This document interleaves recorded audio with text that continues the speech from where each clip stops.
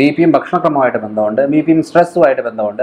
B പിക്ക് മരുന്നെടുക്കുന്ന ആൾക്കാർക്ക് മൂത്രത്തിൽ പതയുണ്ടോ എന്നുള്ളത് ശ്രദ്ധിക്കണം. ഇനി ബി പി കുറയാനായിട്ട് ഏറ്റവും നല്ല വഴികളെന്ന് പറയുന്നത് നമ്മൾ കാർബോഹൈഡ്രേറ്റ് എന്തായാലും നിർബന്ധമായിട്ട് കുറയ്ക്കേണ്ടതാണ്. അതേപോലെ ലൈക്കോപ്പീൻ എന്ന് പറയുന്ന ആൻറ്റി ഓക്സിഡൻറ്റ് നമ്മൾ തക്കാളിയിലൊക്കെ കിട്ടുന്നത്, അത് ബി പി കുറയാനും ബ്ലഡ് വെസൽ റിലേറ്റഡ് ആയിട്ടുള്ള ഡാമേജ് കുറയ്ക്കാനായിട്ട് ഇത് ഹെൽപ്പ് ചെയ്യും.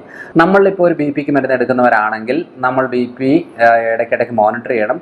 നമ്മൾ പഴയ രീതിയിൽ ഒരു 10 കൊല്ലം മുമ്പ് എടുത്ത ഗുളിക തന്നെയാണ് ഇപ്പോഴും എടുത്തുകൊണ്ടിരിക്കുന്നതെങ്കിൽ നമ്മൾ ശ്രദ്ധിക്കണം, ആ ബി പിയുടെ ഗുളിക ആ കറക്റ്റ് ഡോസിലാണോ പൊക്കോണ്ടിരിക്കുന്നതെന്ന് അറിയണം.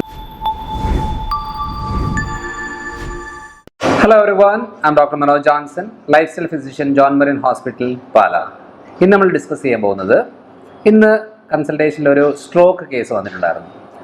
അതായത് ഹസ്ബൻഡാണ് സ്ട്രോക്ക് ആയത്. അതേപോലെ വൈഫ് വന്നിട്ട് എന്നോട് പറഞ്ഞതെന്ന് വെച്ചാൽ, ഡോക്ടറെ ഞാൻ ഡോക്ടറുടെ വീഡിയോ കണ്ടിട്ട് ഡയറ്റ് എല്ലാം മാറ്റി വളരെ സ്ട്രിക്റ്റ് ആയിട്ട് ഞാൻ ഫുഡൊക്കെ നോക്കുന്നുണ്ടായിരുന്നു, അധികം വറുത്തൊന്നും കൊടുക്കുന്നില്ലായിരുന്നു, ചോറൊക്കെ കുറച്ചു, നല്ല ഫുഡ് നല്ല ഒരു ലൈഫ് സ്റ്റൈൽ ഫോളോ ചെയ്തുകൊണ്ടിരിക്കുമായിരുന്നു. പക്ഷേ എൻ്റെ ഹസ്ബൻഡിന് സ്ട്രോക്കായി. രാത്രിയിൽ കൈക്കൊരു മരവിപ്പ് വന്നു. ഫോണിൽ സംസാരിച്ചിട്ട് ഫോണിൽ താഴെ പോയി. അപ്പോൾ പേടിയായി. അപ്പം ഹസ്ബൻഡ് മാത്രമേ ഉണ്ടായിരുന്നുള്ളൂ, വേറൊരു സ്ഥലത്തായിരുന്നു. അപ്പോൾ ചോദിച്ചപ്പോൾ കുഴപ്പമില്ല, കൈ ഇങ്ങനെ വെച്ച് കടന്നതിൻ്റെയാണ് എന്നൊക്കെ പറഞ്ഞായിരുന്നു. പിന്നെ പിറ്റേ ദിവസം രാവിലെ ആകുമ്പോഴത്തേനും ബുദ്ധിമുട്ട് കൂടുകയും ഹോസ്പിറ്റലിൽ കൊണ്ടുപോയി. അപ്പോൾ CT ഒക്കെ ചെയ്ത് നോക്കുമ്പോൾ സ്ട്രോക്ക് ആയിരുന്നു എന്ന് പറഞ്ഞു. പക്ഷേ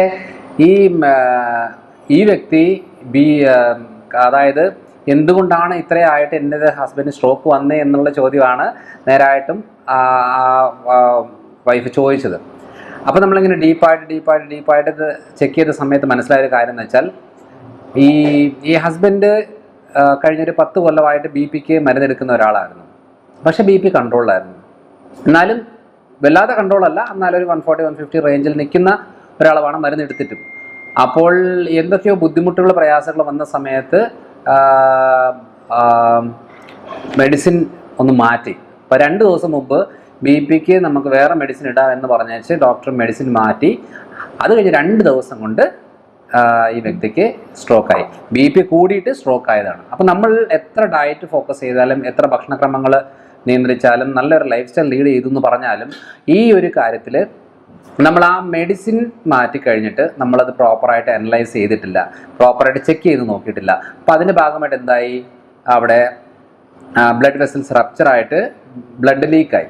നമ്മുടെ ബോഡിയുടെ ഒരു മെക്കാനിസം അനുസരിച്ച് അത് ബ്ലഡ് ക്ലോട്ട് ആവേണ്ടതാണ്. പക്ഷേ എക്കോസ്പ്രിൻ എടുത്തുകൊണ്ടിരിക്കുന്ന ഒരാളായതുകൊണ്ട് ബ്ലഡ് ക്ലോട്ട് ആയില്ല. അപ്പം ഒത്തിരി ബ്ലഡ് ലീക്കായി ഫുൾ ബ്രെയിൻ ഏരിയയിലേക്ക് അത് സ്പ്രെഡായി. അപ്പോൾ എന്തോ ഒഴുകുന്ന പോലെയും ഇഴയുന്ന പോലെയൊക്കെ തോന്നുന്നു എന്നൊക്കെ ആ വ്യക്തി പറഞ്ഞിട്ടുണ്ടായിരുന്നു.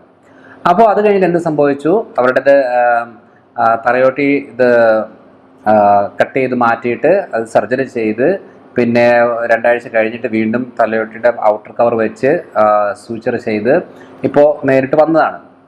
അപ്പോൾ ഒരു സൈഡ് ബലം കുറയുകയും കാര്യങ്ങളൊക്കെ ആയിരുന്നു മെയിനായിട്ടുള്ള കാര്യം. അപ്പോൾ ഞാൻ പറഞ്ഞു വന്ന കാര്യം എന്താണെന്ന് വെച്ചാൽ, നമ്മളിപ്പോൾ ഒരു ബി പിക്ക് മരുന്ന് എടുക്കുന്നവരാണെങ്കിൽ നമ്മൾ ബി പി ഇടയ്ക്കിടയ്ക്ക് മോണിറ്റർ ചെയ്യണം. നമ്മൾ പഴയ രീതിയിൽ ഒരു 10 കൊല്ലം മുമ്പ് എടുത്ത ഗുളിക തന്നെയാണ് ഇപ്പോഴും എടുത്തുകൊണ്ടിരിക്കുന്നതെങ്കിൽ നമ്മൾ ശ്രദ്ധിക്കണം, ആ ബി പിയുടെ ഗുളിക ആ കറക്റ്റ് ഡോസിലാണോ പൊക്കോണ്ടിരിക്കുന്നതെന്ന് അറിയണം. എന്തായാലും നമ്മളെ മെനക്കെട്ട് മെഡിസിനൊക്കെ കഴിക്കുന്നുണ്ട്, എന്നാൽ പിന്നെ കറക്റ്റ് ഡോസ് എടുക്കുന്നതായിരിക്കും ഏറ്റവും നല്ലത്. ഇനി മെഡിസിൻ മാറ്റി എന്നുണ്ടെങ്കിൽ ആ മരുന്ന് ഏൽക്കുന്നുണ്ടോ എന്നുള്ളത് നമ്മൾ ഉറപ്പുവരുത്തണം. അത് ഉറപ്പുവരുത്തണമെന്ന് എന്ത് ചെയ്യണം എന്ന് പറഞ്ഞാൽ, രണ്ടാമത് നമ്മൾ ബി പി ഒന്ന് ചെക്ക് ചെയ്യണം. നമ്മളിപ്പോൾ ഒരു മോണിറ്റർ ചെയ്യുന്ന സമയത്ത് ഇപ്പോൾ നമ്മുടെ ഇലക്ട്രോണിക് ആയിട്ടുള്ള ബി പി ചെക്ക് ചെയ്യുന്ന മെഷീൻസ് ഉണ്ട്. അതിൽ 10-20 വേരിയേഷൻസ് വരും. എന്നാലും ഈ ബാറ്ററി കറക്റ്റായിട്ട് വർക്കിംഗ് അല്ലെന്നുണ്ടെങ്കിൽ നമുക്കത് മോണിറ്റർ ചെയ്യാൻ പറ്റത്തില്ല. കഴിഞ്ഞ തവണ ഒരാൾ പറഞ്ഞാണ്, നമ്മൾ ബാറ്ററി വർക്കിംഗ് അല്ലായിരുന്നു, അതുകൊണ്ട് ബി പി ഇങ്ങനെ കറക്റ്റ് ബി പി കാണിച്ചില്ല, അതിൻ്റെ ഭാഗമായിട്ട് സ്ട്രോക്കായി, ഇപ്പോൾ ഒരു സൈഡ് തളർന്നു പോയി എന്ന രീതിയിൽ പറഞ്ഞ ആൾക്കാരുണ്ട്. അപ്പോൾ നമ്മൾ എന്ത് ചെയ്യണമെന്ന് വെച്ചാൽ, ഇടയ്ക്കെങ്കിലും ഒരു ലാബിലോ ക്ലിനിക്കിലോ ഹോസ്പിറ്റലിലോ പോയിട്ട് ഒന്ന് ബി പി ഉള്ള ആളുകളെ ഇടയ്ക്കൊന്ന് ചെക്ക് ചെയ്യണം. ഇനി മെഡിസിൻ മാറ്റിക്കഴിഞ്ഞ് നിർബന്ധമായിട്ട് ചെക്ക് ചെയ്യണം. ഇനിയും ഈ പറയുന്ന രക്തക്കുഴലുകളുടെ പ്രശ്നങ്ങളാണ് ഏറ്റവും കൂടുതൽ ബി പി ബുദ്ധിമുട്ടുണ്ടാകുന്നത്. അപ്പോൾ രക്തക്കുഴലിനുള്ളിൽ പ്ലേക്സ് ഉണ്ടാകും, അതേപോലെ തന്നെ ഫാറ്റ് ഡെപ്പോസിഷൻ ഉണ്ടാകും, അതായത് കൊളസ്ട്രോൾ ഡെപ്പോസിഷൻ ഉണ്ടാകും, അതേപോലെ സോഡിയം ഡെപ്പോസിഷൻ ഉണ്ടാകും, കാൽസ്യം എല്ലാം ഈ അടിഞ്ഞു കൂടുന്നത് രക്തക്കുഴലിനുള്ളിലാണ്. അപ്പോൾ ഇതിന് വികസിക്കുന്ന ഇതിൻ്റെ അളവ് കുറയുകയും അതിൻ്റെ ഭാഗമായിട്ട് ബി പി കൂടുകയൊക്കെ ചെയ്യും. കിഡ്നി റിലേറ്റഡ് പ്രശ്നമുള്ളവർക്ക്, ക്രിയാറ്റിൻ ലെവൽ കൂടുതലുള്ളവർക്ക്, നെഫ്രോട്ടിക് സിൻഡ്രോം കണ്ടീഷൻ ഉള്ളവർക്കൊക്കെ ബി പി കൂടുക. കാരണം ബി പിയും കിഡ്നിയുമായിട്ട് നല്ല ബന്ധമുണ്ട്, ബി പിയും ഭക്ഷണക്രമമായിട്ട് ബന്ധമുണ്ട്, ബി പിയും സ്ട്രെസ്സുമായിട്ട് ബന്ധമുണ്ട്. കാരണം നമ്മൾ സ്ട്രെസ് ഹോർമോൺസിൻ്റെ പ്രൊഡക്ഷൻ കൂടുന്നതനുസരിച്ച് ഈ ബ്ലഡ് വെസൽ കോൺട്രാക്ട് ആകുന്ന ഒരു കണ്ടീഷൻ ഉണ്ടാകും. അപ്പോൾ നമ്മൾ എല്ലാ കാര്യങ്ങളും ഈ എല്ലാ മേഖലയും നമ്മൾ നോക്കിക്കൊണ്ട് വേണം മുന്നോട്ട് പോകാൻ. ബി പിക്ക് മരുന്നെടുക്കുന്ന ആൾക്കാർക്ക് മൂത്രത്തിൽ പതയുണ്ടോ എന്നുള്ളത് ശ്രദ്ധിക്കണം. മൂത്രത്തിൽ പതയുണ്ടെന്നുണ്ടെങ്കിൽ ബി പിയുടെ മരുന്ന് ശരിയാകുന്നില്ല, അതുകൊണ്ട് മാറ്റിയെടുക്കണം. മാറ്റിയെടുക്കുമ്പോൾ അത് എടുത്തു കഴിഞ്ഞിട്ടും ബി പി നോർമലായിട്ട് ക്ലിയർ ആയിട്ട് പോകുന്നുണ്ടോ എന്നുള്ളത് നമ്മൾ ഉറപ്പ് വരുത്തണം. അപ്പോൾ ഇത്രയും കാര്യങ്ങൾ നമ്മൾ ബി പി ഉള്ള ആളുകൾ ശ്രദ്ധിക്കേണ്ടതാണ്.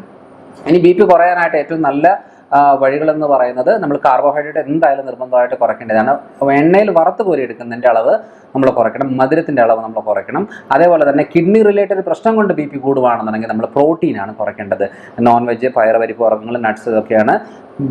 ക്രിയാറ്റിൻ ലെവൽ കൂടുകയോ കിഡ്നി റിലേറ്റഡ് ബുദ്ധിമുട്ടുള്ളവർക്ക് ബി പി കൂടുകയാണെന്നുണ്ടെങ്കിൽ ഇങ്ങനെയാണ് നമ്മൾ ചെയ്യേണ്ടത്. അപ്പോൾ ഇനിയും ഈ പറയുന്ന രക്തങ്ങളിനുള്ളിലെ കൊഴുപ്പ് മാറണമെന്നുണ്ടെങ്കിൽ ഇൻ്റർമീഡിയറ്റ് ഫാസ്റ്റിംഗ് നല്ലൊരു ഓപ്ഷനാണ്. ഇൻ്റർമീഡിയറ്റ് ഫാസ്റ്റിംഗ് എന്ന് പറയുന്നത് നമ്മൾ 16 മണിക്കൂറത്തെ അടുപ്പിച്ചുള്ള ഫാസ്റ്റിംഗ്, അതായത് രാവിലെ ഭക്ഷണം കഴിക്കാം, ഉച്ചയ്ക്ക് കഴിക്കാം, രാത്രി കഴിക്കാതെ പിറ്റേ ദിവസം രാവിലെ കഴിക്കുന്നത് ഒരു ഇൻ്റർമീഡിയറ്റ് ഫാസ്റ്റിംഗ് ആണ്. അപ്പോൾ രണ്ടാമത്തെ ഓപ്ഷൻ എന്ന് പറയുന്നത് രാവിലെ 8 മണി, ഉച്ചയ്ക്ക് ഒരു 12-12:30, വൈകുന്നേരം 4 മണി, പിറ്റേ ദിവസം 8 മണിയാണെങ്കിൽ അതും ഇൻ്റർമീഡിയറ്റ് ഫാസ്റ്റിംഗ് ആണ്. അപ്പോൾ ഇതെല്ലാം ബ്ലഡ് വെസൽസിൻ്റെ ഡാമേജ് ക്ലിയർ ആക്കാനായിട്ട് ഹെൽപ്പ് ചെയ്യും. അതേപോലെ omega-3 1000 mg ഡോസേജിൽ എടുക്കുന്നത് വളരെ നല്ലതാണ്. 1-2 ആയിട്ട് എടുക്കാം. വിറ്റമിൻ ഇ എടുക്കാം, വിറ്റമിൻ ഡി എടുക്കാം. അപ്പം ഫ്ലാക്സീഡ് ആയിട്ട് എടുത്ത് നമ്മുടെ തോരനിലോ കാച്ചിമോരിലോ ഒക്കെ ഇട്ട് അങ്ങനെ കഴിക്കാം. അതേപോലെ ഫിഷ് ഓയിൽ നല്ലൊരു ഓപ്ഷനാണ്. ഫിഷ് കഴിക്കുന്നത് നല്ലൊരു ഓപ്ഷനാണ്. കൂടുതൽ ഡീപ്പായിട്ട് ഫ്രൈ ചെയ്യാത്ത ഫിഷ് ആയിരിക്കും കുറച്ചുകൂടെ നല്ലത്, omega-3 അളവ് കൂടുതലായിട്ട് കിട്ടാൻ വേണ്ടിയിട്ട്. അപ്പോൾ കാർബോഹൈഡ്രേറ്റ് കുറവുള്ള ഡയറ്റും അതേപോലെ തന്നെ അധികം വെജിറ്റബിൾസും ഫ്രൂട്ട്സും വെജിറ്റബിൾസും എടുത്തുകൊണ്ട് നമുക്ക് ഇൻ്റർമീഡിയറ്റ് ഫാസ്റ്റിംഗ് ഫോക്കസ് ചെയ്ത് ഇതേപോലത്തെ സപ്ലിമെൻറ്റ്സ് ഫോക്കസ് ചെയ്യുകയാണെന്നുണ്ടെങ്കിൽ നമുക്ക് ബ്ലഡ് വെസൽസ് റിലേറ്റഡ് ആയിട്ടുള്ള ബുദ്ധിമുട്ടുകൾ നമുക്ക് കുറച്ചെടുക്കാൻ പറ്റും. അതേപോലെ ലൈക്കോപ്പീൻ എന്ന് പറയുന്ന ആൻറ്റി ഓക്സിഡൻറ്റ് നമ്മൾ തക്കാളിയിലൊക്കെ കിട്ടുന്നത്, അതും നമുക്ക് സപ്ലിമെൻ്റ് ആയിട്ട് കിട്ടും. ലൈക്കോപ്പീൻ നല്ലൊരു ഓപ്ഷനാണ്. ബി പി കുറയാനും ബ്ലഡ് വെസൽ റിലേറ്റഡ് ആയിട്ടുള്ള ഡാമേജ് കുറയ്ക്കാനായിട്ട് ഹെൽപ്പ് ചെയ്യും. അപ്പം ബി പി ഉള്ള ആളുകൾ ശ്രദ്ധിക്കണം. ബി പി കൂടാതെ നമുക്ക് നോക്കാൻ പറ്റും, കുറയ്ക്കാനും പറ്റും. ബ്ലഡ് വെസൽസിൻ്റെ ഡാമേജ് നമുക്ക് ക്ലിയർ ആക്കാനും സാധിക്കുന്നതാണ്. ജനറ്റിക് ആയിട്ടുള്ള ഫാക്ടർ മാത്രമേ നമുക്ക് ബുദ്ധിമുട്ടുള്ളൂ. ബാക്കി എല്ലാ കാര്യങ്ങളും നമുക്ക് നമ്മുടെ ലൈഫ് സ്റ്റൈൽ മോഡിഫിക്കേഷനും ഫുഡ് ഹാബിറ്റ്സിലും പ്രോപ്പറായിട്ടുള്ള മെഡിക്കേഷനിലൂടെ നമുക്കിത് ക്ലിയർ ആക്കാൻ സാധിക്കുന്നതാണ്. അപ്പോൾ അടുത്തൊരു വീഡിയോ ആയിട്ട് വരാം.